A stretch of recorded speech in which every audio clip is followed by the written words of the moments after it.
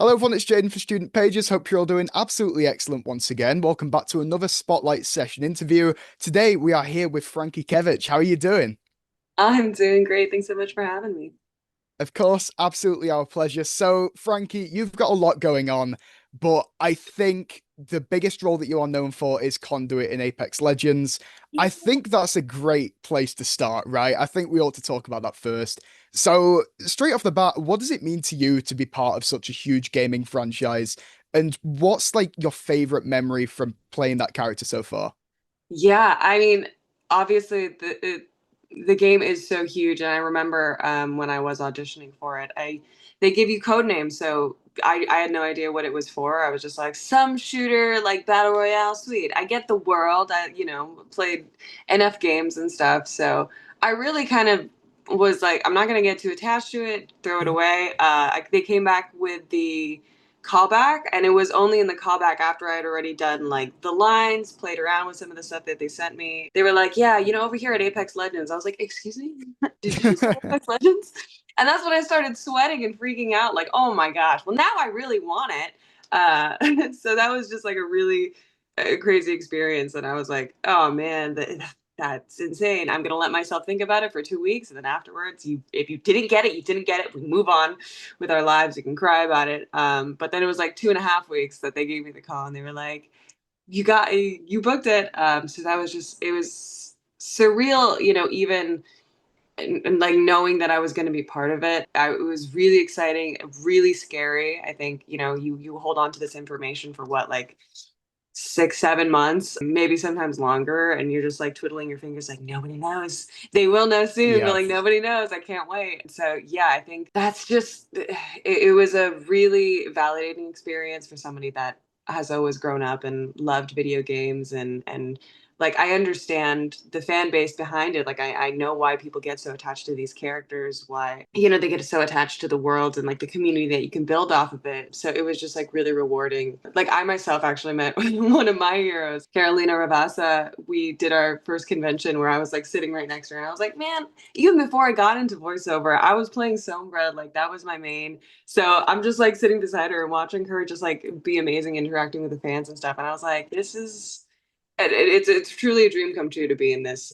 realm and stuff like that. And yeah, I think favorite memory is playing conduits. Just every time I get killed by a conduit, I'm like, yes, somebody that's better than me at this character. I'm so happy that you're out here repping her.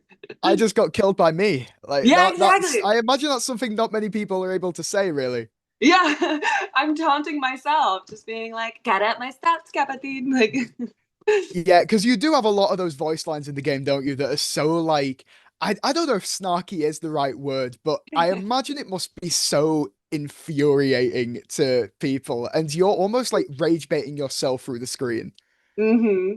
Yeah, exactly. Like I said, I'm on nothing but happy. I'm just like, at least it was somebody that's playing, like she's being really useful to other people. For me, I'm pretty terrible at the game, so it's like I'm not bringing any honor to the Conduit name, but these people, they are. They've got all their badges and stuff. I was like, yes. Yeah, no, of course, because I mean, Apex is just one of those powerhouses of gaming, isn't it? You know what I mean? I think it's like it's one of those names that I think once it got itself out there, it showed no signs of stopping. Again, I think the fact that the game continues to be in that position today, that's just awesome, you know. And I think to have your name attached to something so permanent, like, oh, just that's so awesome. You know what I mean?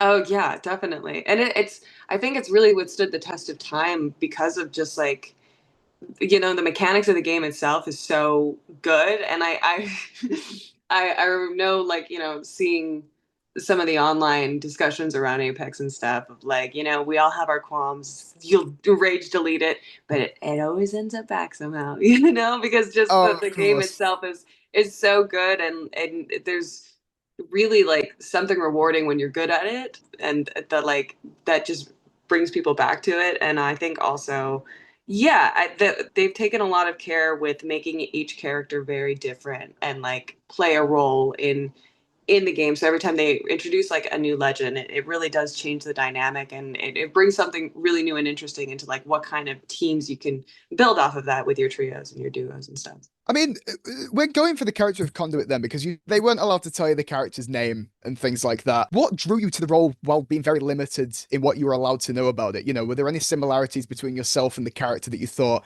oh, actually, I kind of want to go for that? Yeah, I mean, a lot. Conduit specifically, she's been so close to my heart. She's been the character that I relate to the absolute most, of just being like, she starts off as a really big fan of the games, and they put that in there, like, she's a fan of the game, but like now she's finally got her shot at competing in this world, and so she's really excited, and has to, balance on that fine line of like being in awe and really admiring all these people that she's with, but then also having to hold her own ground and show that she is a powerhouse in her own right. And I think that in itself was just, I was like, yeah, I very much relate to that, just being such a fan of animation and anime and video games, and wanting to, like, now I get to be part of the other side of this world, that I get to help like bring these characters to life and meet a lot of my own heroes as I'm like, progressing in my own career and stuff like that. So I felt very in the pocket there of just being like, yes, I get to be super stoked and excited and weird and goofy, and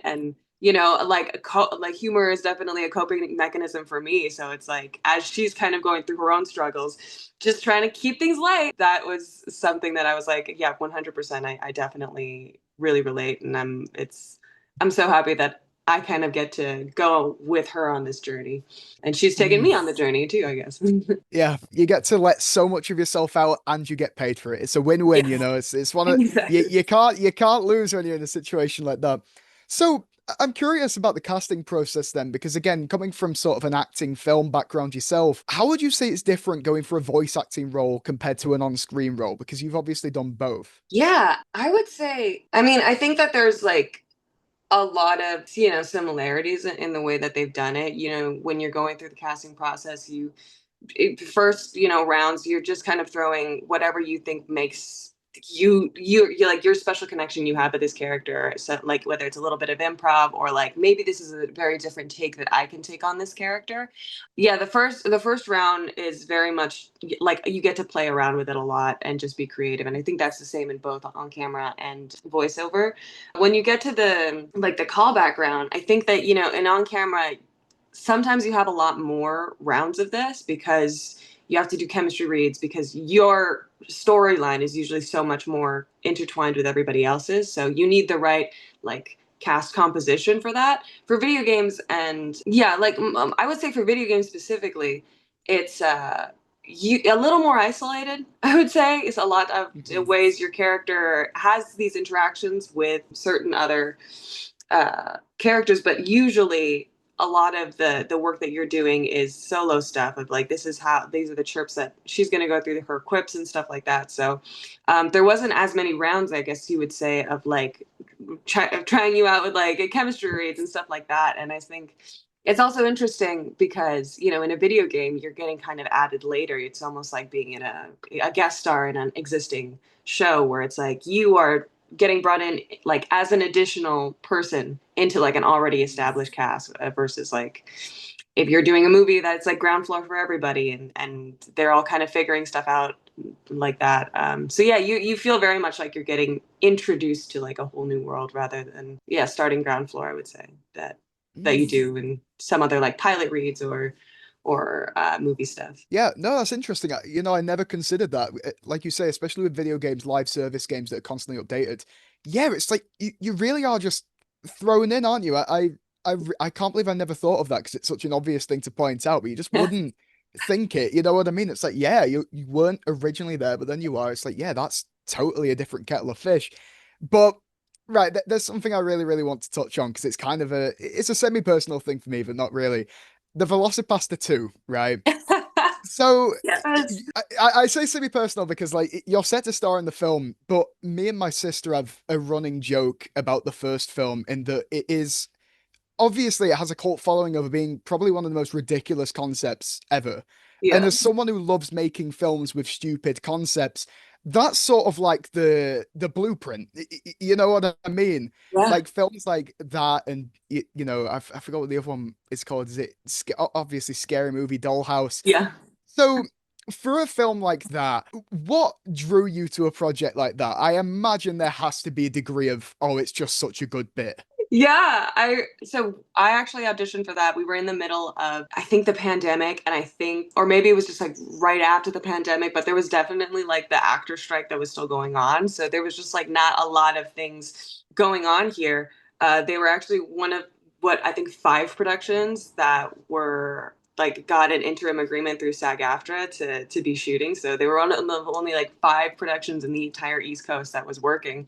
So it was just an honor to be working, I would say, during that time. But I remember, yeah, getting the audition, seeing, I was like, I'm reading this wrong, the VelociPastor. And then I looked it up and I was like, oh my God, I've seen a meme about this. I remember seeing this meme online because the concept was so ridiculous, but it was like really funny.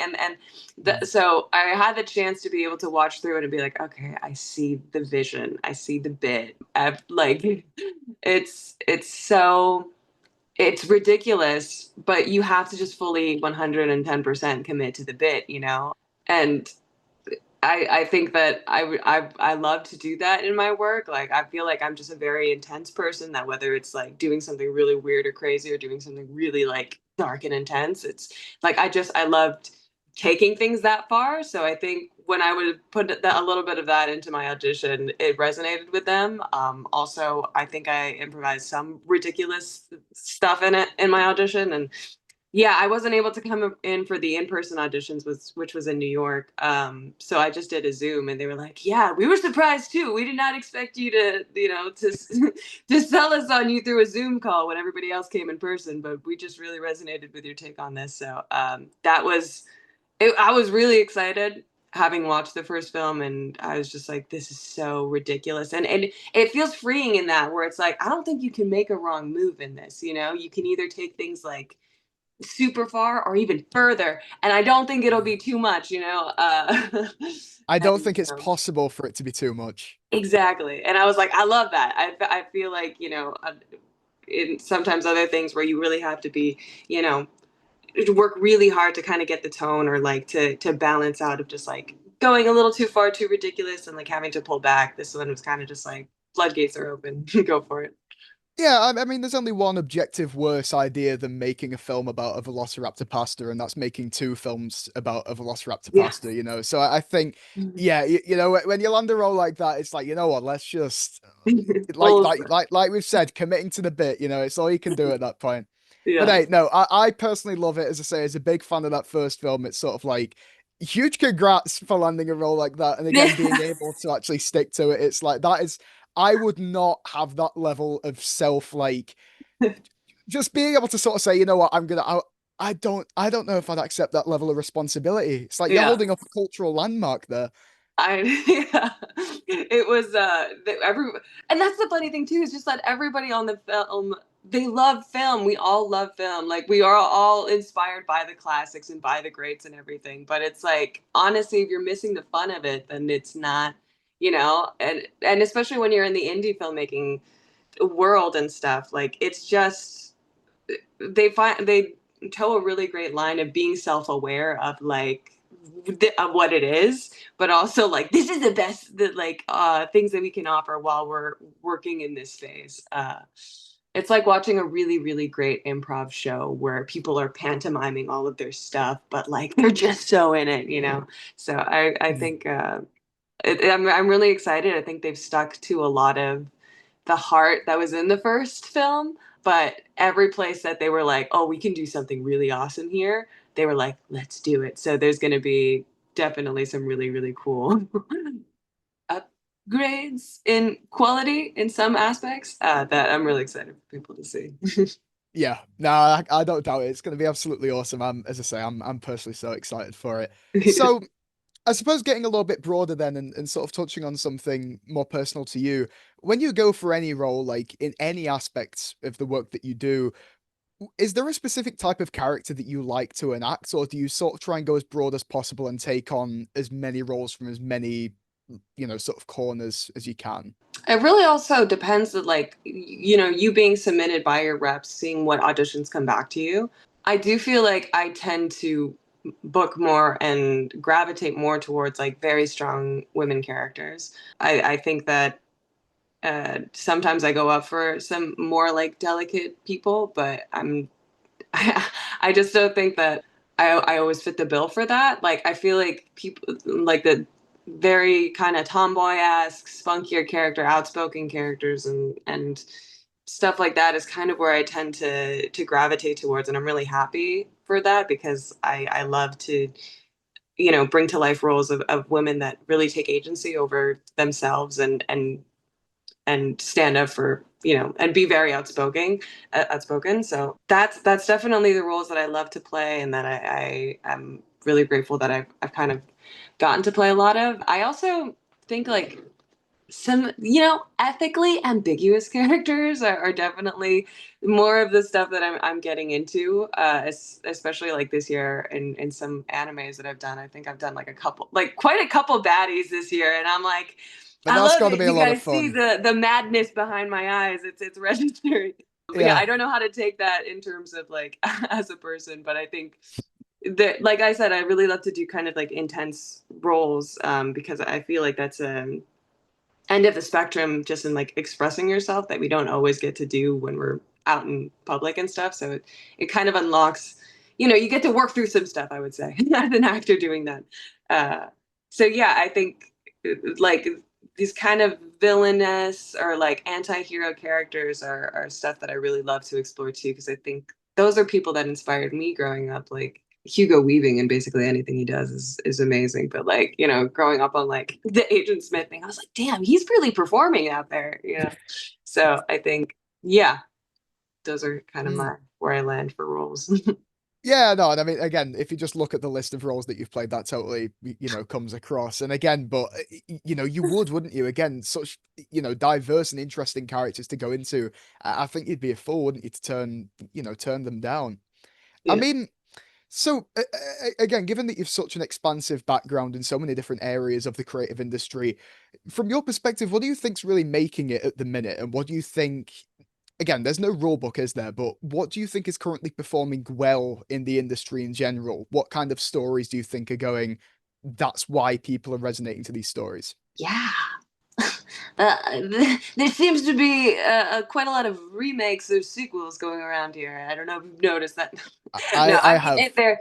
it does seem like, everything does seem to have some existing IP to kind of make it to that next level of like getting really serious funding. So that's just been interesting because now we're seeing them go to other places that they normally wouldn't. Instead of sequels of like 90s movies, it's been a lot of video games, which is Mhm. really interesting. It's been a lot of people are noticing too the potential in anime and like releasing that on a broader scale and stuff like that. So yeah, I mean, we see with stuff like Fallout and Last of Us, there's been a lot of people that are taking video games and now turning them into live action stuff, or like in Arcane, just doing full on animated series of that stuff.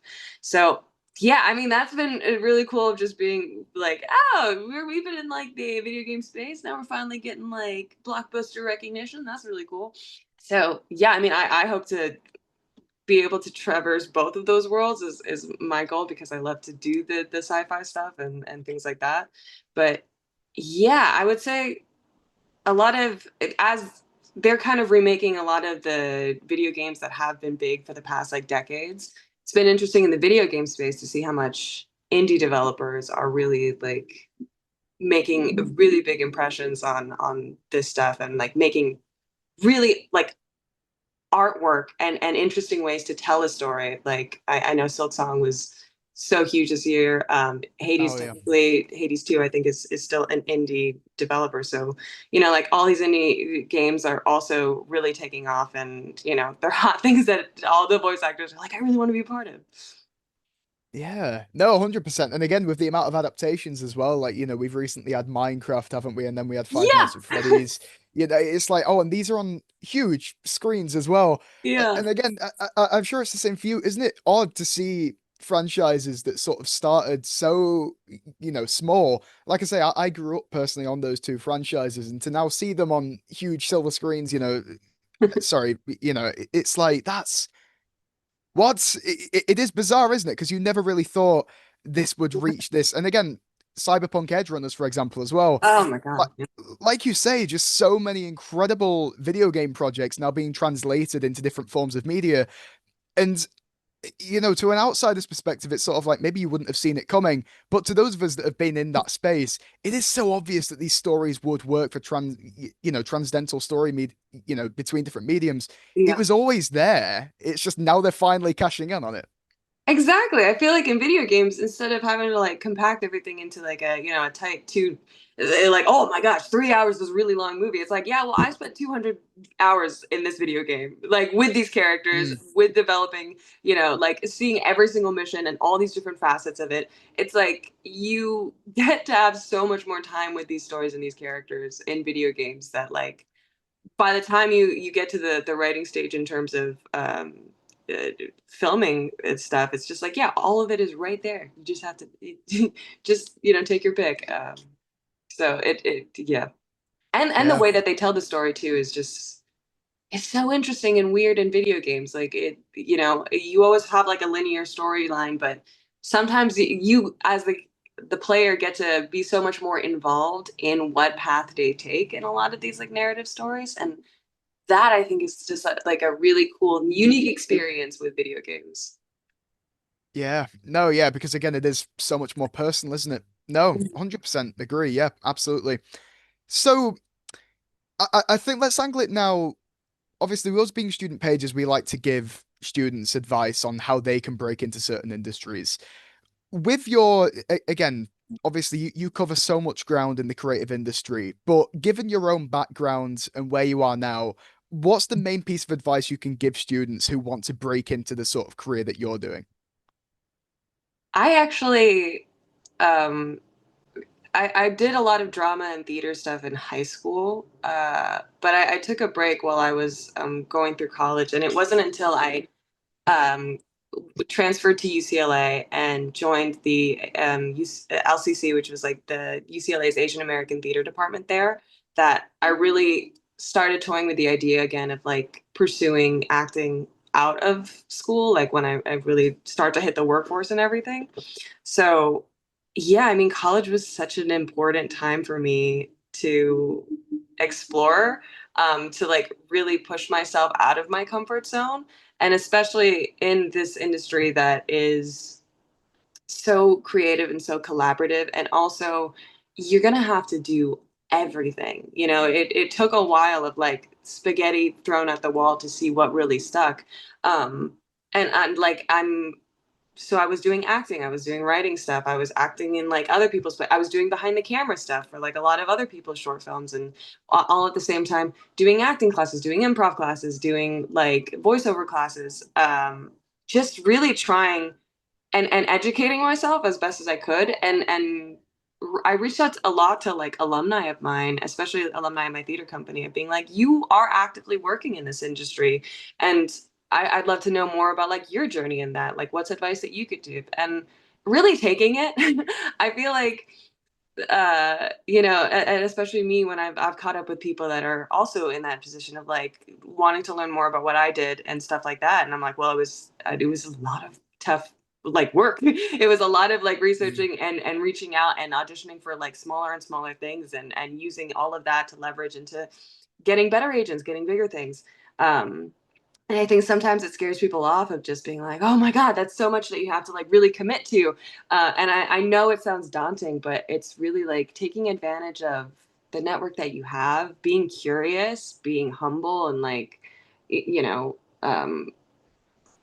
I think just taking in as much knowledge as you can and pushing yourself to, if this is advice that like is gonna help you become a better actor, of like, improv made me really really nervous, but I forced myself to do it and to learn it, because it's a good skill to have. And even singing, I didn't really consider myself much of a singer until like I did a lot of singing when I was younger, but um, in voiceover, there's a lot of opportunities if you can, access that part of your voice, and that has been something that I've had to do a lot this year. So yeah, going outside of your comfort zone and taking in all the advice that you can and staying persistent. Yeah.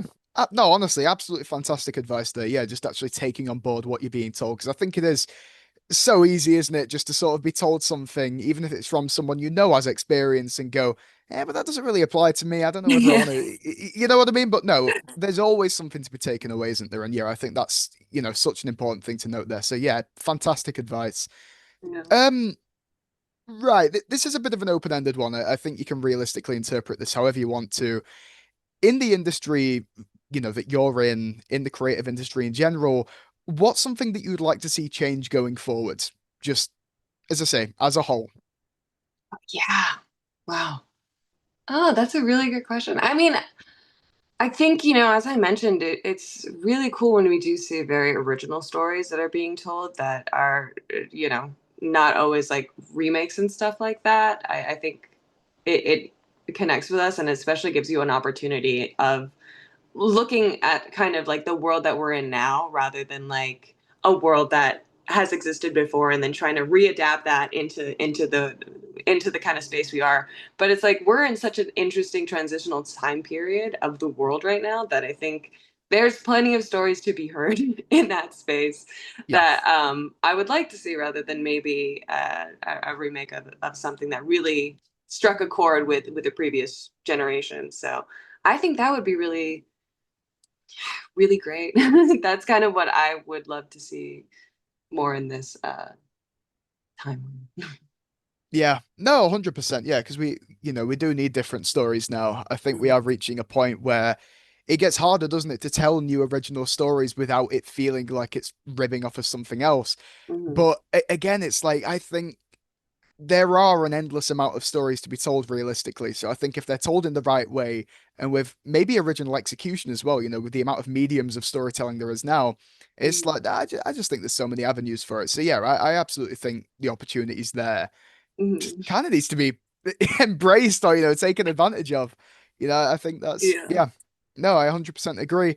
So what kind of qualities do you think should be admired in actors and actresses, and what would you suggest taking on board from like the greats out there?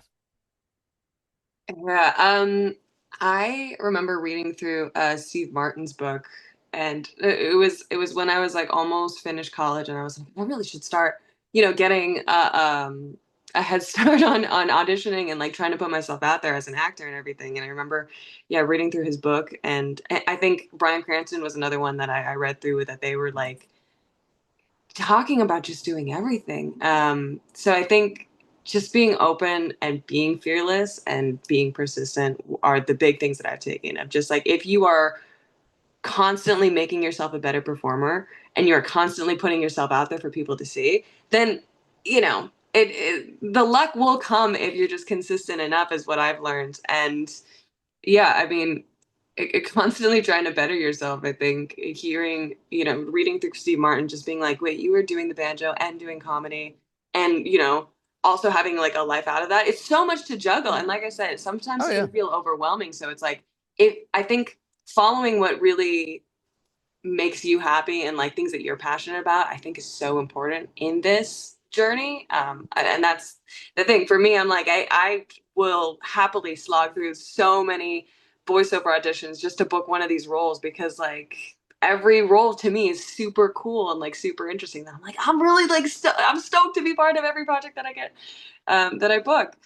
So yeah, following the passion, and it'll just make things a lot easier, and it will like, you know, I think you already have such a knowledge of what you're trying to get into if you're doing that. So yeah, I think, yeah, being persistent and open and following the things that really make you passionate.